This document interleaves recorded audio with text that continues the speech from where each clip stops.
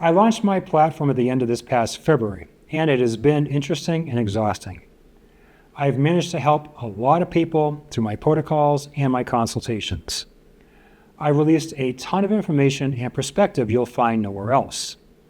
As I reflected upon the year, I thought I'd put this presentation together encompassing some of what I feel are the most interesting papers I cited in my heavily referenced videos. That, coupled with the most important concepts needed to grasp the microbiome.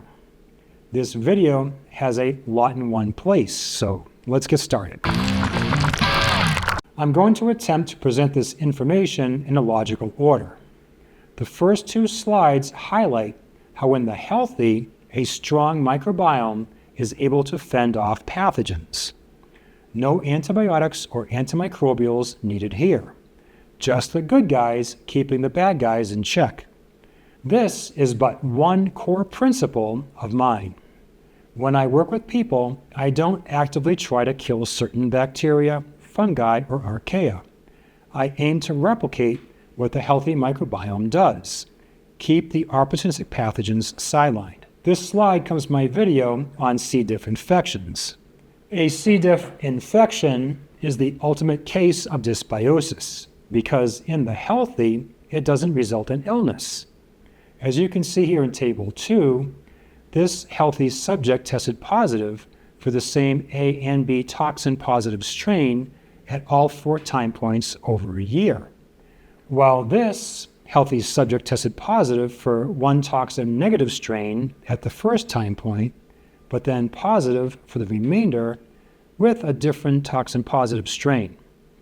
And lastly, this healthy subject was negative, then positive with one strain, then positive with another, then negative again.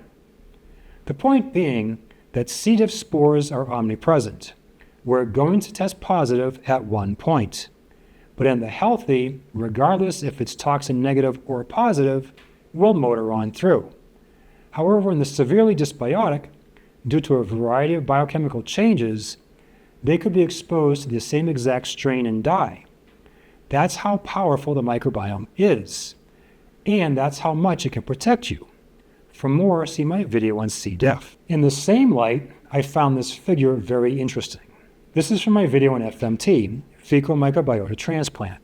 FMT is usually done for the C. diff patients we just talked about. Because C. diff is such a severe event, extreme measures are required. From Figure 4, we see the extensive analysis that was done to screen the prospective donors. As you can imagine, you don't want to put any nefarious bacteria into the GI tract of someone who is already fighting for their life. But here's the interesting part. If we look at these columns, detection of each of these pathogens was reason to exclude these healthy individuals from being a donor. What is clearly not causing a problem to the healthy can be deadly to someone who is terribly dysbiotic. For example, if we look at the first column, we see something called EPEC, EPC. That stands for enteropathogenic E. coli.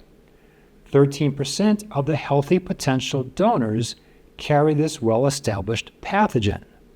Column 2 is E. coli ESBL, which means it's resistant to commonly used antibiotics, and it is mandated to test for this in FMT, since in 2019, the FDA published an alert after a death from this type of bacterium in FMT. We also see the C. diff bacterium in here, among others. But these healthy potential donors had no idea they were carrying these pathogens because they had no symptoms. Why? Because a healthy microbiome is able to keep these bad actors in check. Now we will spend a couple of minutes on things that can disrupt the healthy microbiome. We will all experience something in our lives which will do so. We can't live in a bubble. I use this slide in my videos on COVID and autoimmune disease. This summary does a great job of highlighting how the flu, tuberculosis, community-acquired pneumonia, and respiratory tract infections negatively impact the gut microbiome, probably in part via the gut-lung axis. we can see that consistently these infections have been shown to significantly increase known opportunistic pathogens within the genera Enterococcus, Escherichia, and Streptococcus. And conversely, they consistently, significantly decrease known health-promoting genera such as Eubacterium, Fecalibacterium, Roseburia, and Ruminococcus. And COVID does the same thing. So not only do you have to contend with the infection, but you go on to suffer long-term consequences from the resultant dysbiosis, which can cause a slew of problems. So now maybe you can understand that what we call long COVID may be dysbiosis-driven disease, or how one of these or other infections can drive immune dysregulation and ultimately autoimmune disease. See those videos for much more information. Other ways your once previously healthy microbiome can become dysbiotic is through the use of antibiotics or PPIs. In my opinion, excessive antibiotic use is the main trigger. In my consultations, I always look for the trigger which sets off a series of unfortunate events, and I'd say about 70+% of the time, it's antibiotics.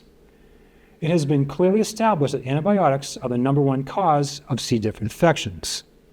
PPIs are also a huge risk factor for C. diff infections because they too drive dysbiosis, not by actively killing off the health promoters like antibiotics, but by driving down HCl, much more protein reaches the lower GI tract for fermentation.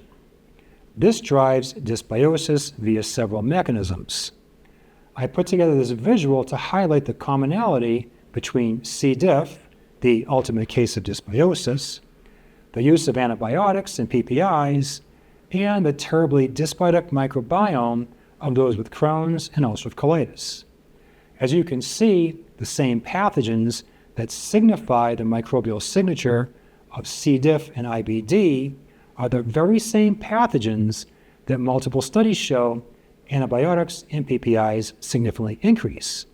For more on this, watch my videos on antibiotics and PPIs. And beyond viruses, antibiotics, and PPIs, stress can wreak havoc on the microbiome.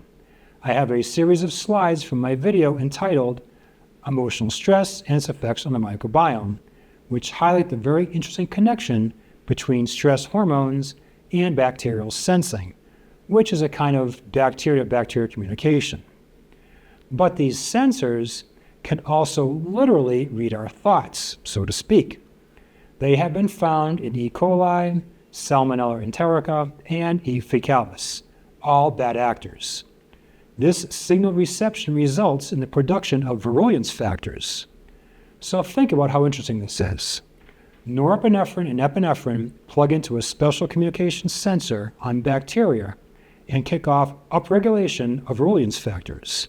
The ones we know of now involved in motility, which is moving around, attachment and adhesion to our cells, a bad thing of course, and production of a terrible toxin, a worse thing. So we know that the more stress you have, the more catecholamines you produce, the more that you can upregulate virulence in the bacteria in your gut.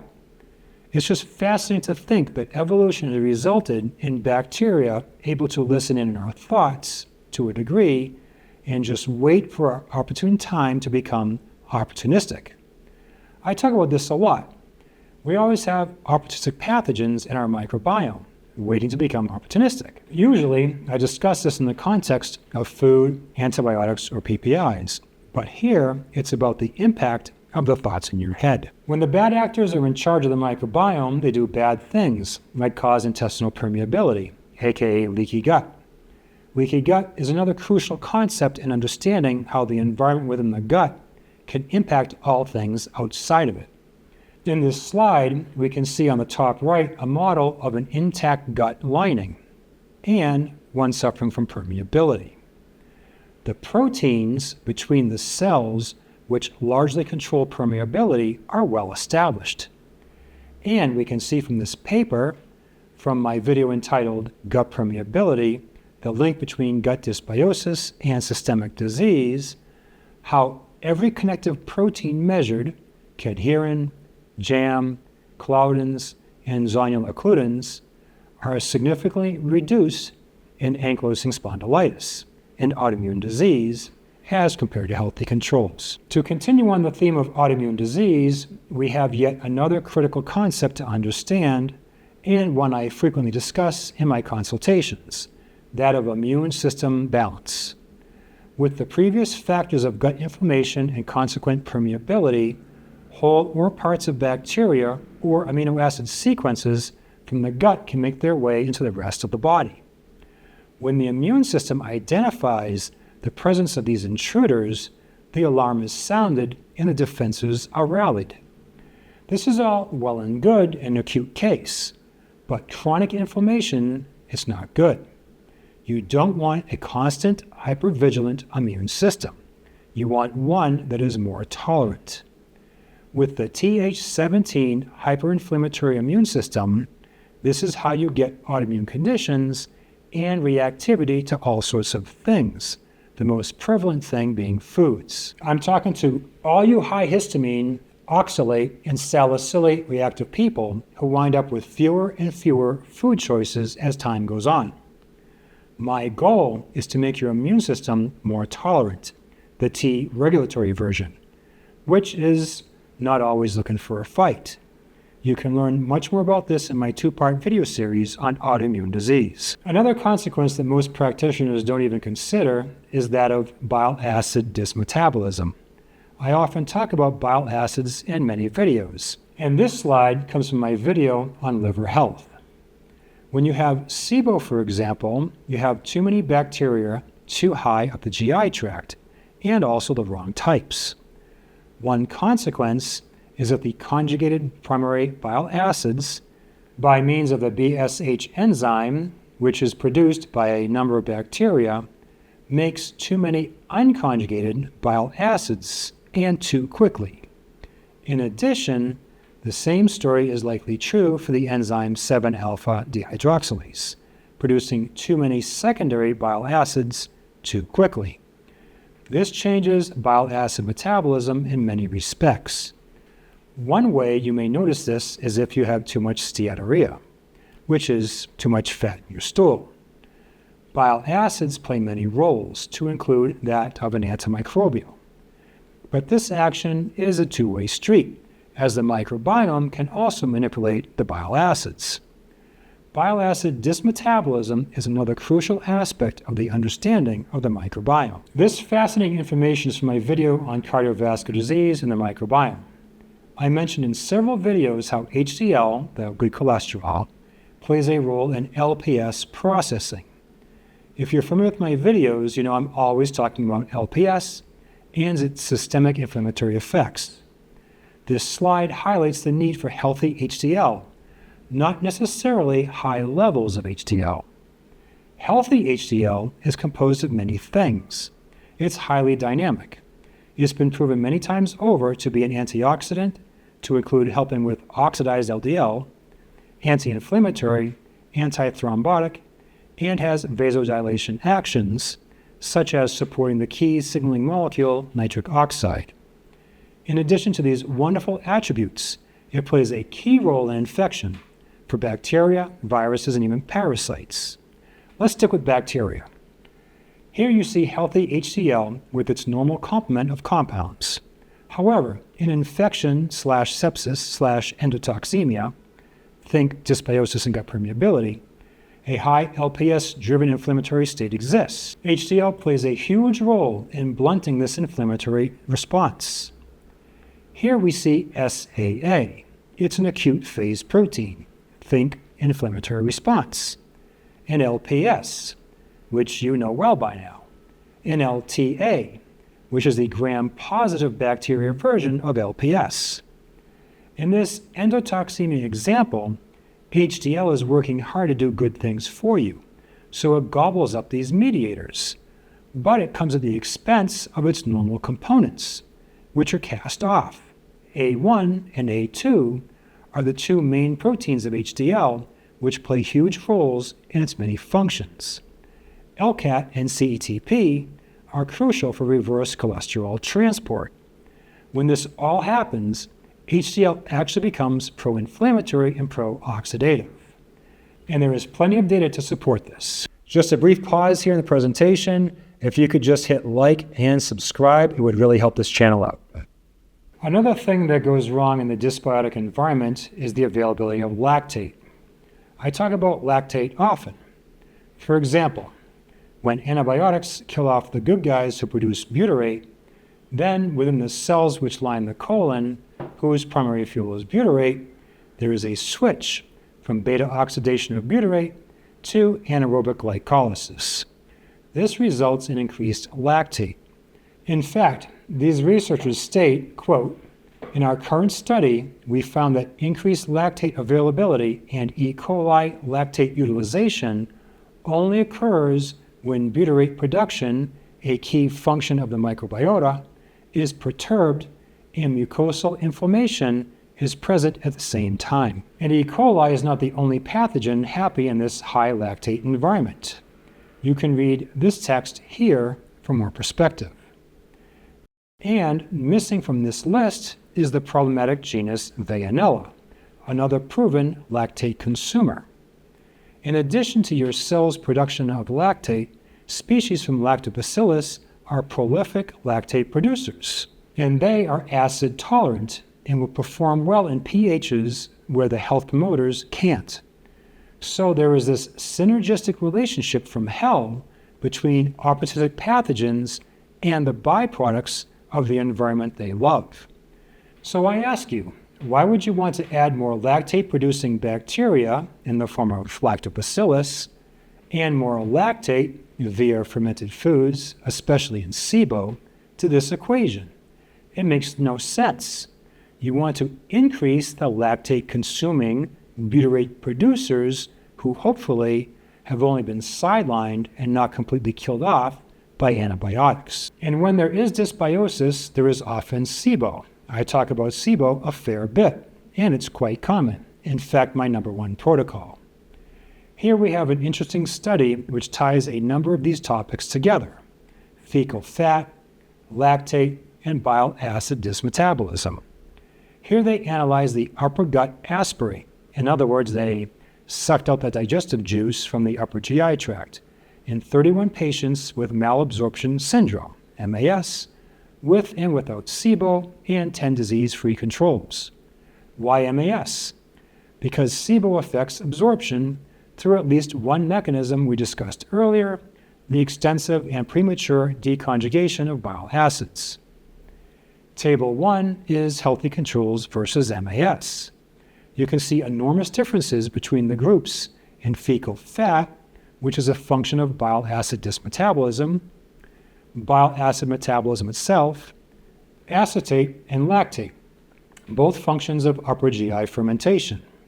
And in Table 2, we have the MAS subjects with SIBO compared to those without. Again, we see massive differences between the two groups. So if those with SIBO have vastly higher levels of unconjugated bile acids, acetate, and lactate, don't you think these factors should be taken into consideration and we should avoid fermented foods and probiotics? My stance on the avoidance of fermented foods and probiotics gets me a lot of criticism, and I firmly stand by it. I talk with people from all over the world who have been sick for years and tell me that fermented foods and or probiotics only help temporarily, not at all, or more commonly may just make things worse. And their comments are backed up by the data and the biochemistry. If you saw my video entitled SIBO, Stop Going in Therapeutic Circles, this slide may look familiar. In this study, subjects with and without brain fog and SIBO were studied. SIBO was significantly more prevalent in brain fog than not, 68% versus 28%. And get this, all brain fog subjects consumed probiotics, and 37% consumed yogurt. After discontinuation of probiotics and yogurt and a course of antibiotics, a temporary solution, 85% of patients reported complete resolution of brain fog. And I don't recommend probiotics nor fermented foods in those who are dysbiotic. For more on that, you can watch my videos entitled Lactobacillus Probiotics, A Dumb Idea in Those Who Are Dysbiotic, and Probiotics and Fermented Food Not Helping Your Gut. You're not alone. Across the board, In many of my meta-analyses, this is the overall profile for the former genus Lactobacillus. This data is not flattering. In addition, Lactobacillus is frequently significantly increased with PPIs and antibiotics, two huge risk factors for dysbiosis-driven disease. It just cannot be the health promoter everyone claims. In fact, its profile looks more like the classic opportunistic pathogen E. coli as shown here, and not like the superhero of the microbiome, F. Prausnitzii, shown here. I have a whole video dedicated to this amazing species, but it does not exist as a probiotic. This bacterium dies within 2 minutes of air exposure. So instead, you're left with buying inferior products, which are able to survive manufacturing, packaging, shipping, and shelf life, which is good for the vendor, but is it really good for you? Many studies from around the world, from thousands of researchers, come to the same conclusion, like this very comprehensive and invasive study involving healthy controls.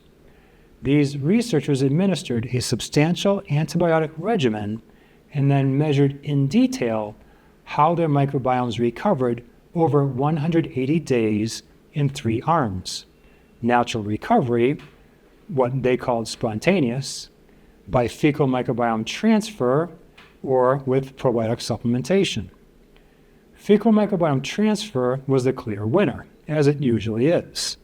Natural recovery was in second place, although 3 key health-promoting taxa never fully recovered, which is often seen after some antibiotic use. And the use of probiotics in post-antibiotic recovery had the undesirable effects of significantly delaying microbiome recovery until the end of the study, and causing a bloom in Enterococcus, which is a genus containing 2 nefarious opportunistic pathogens. I know many people recommend the use of probiotics during antibiotic use. This paper may be a reason to rethink that strategy. Instead, I recommend my protocol to support those on antibiotics. Given all the terrible probiotics data and personal experiences, many people are trying the new age probiotics, the most popular being Muciniphila. And this one study is very interesting as it highlights that even pasteurized, aka dead, Muciniphila can plug into our cells and kick off incredible metabolic benefits, a principle worth noting. However, although Muciniphila is shown to be beneficial in a number of conditions, also worth noting is that you should use caution when considering Muciniphila. This slide comes from my video on colorectal cancer and the microbiome. And in every study where a significant difference was found between those with CRC and healthy controls, the CRC subjects had significantly more Muciniphila in their microbiomes. Not a good sign. And this is not the only disease. I also have videos on dementia and Parkinson's.